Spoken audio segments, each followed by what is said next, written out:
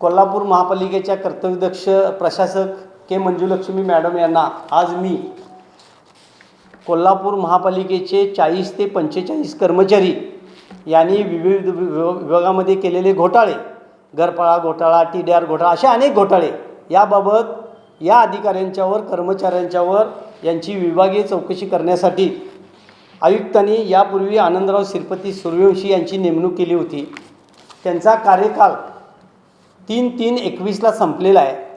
70 वर्षे झाले असताना देखील हे 74 वर्षे म्हणजे 4 वर्षे 4 महिने काम करून बेकायदेशीर पैसे उचललेले आहेत। यामध्ये कोल्हापूर महापालिकेचे ज्यांनी रचना व कार्यपद्धती अधिकारी प्रशांत पंडित यांनी त्यांची बनावट बेकायदेशीर बिलं केलेले आहेत।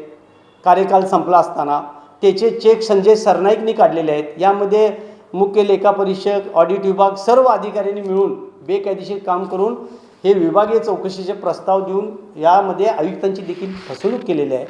अशा या सर्व कर्मचाऱ्यांच्यावर त्यांना त्वरित निलंबित करून फौजदारी दाखल करण्याची मी मागणी केलेली आहे।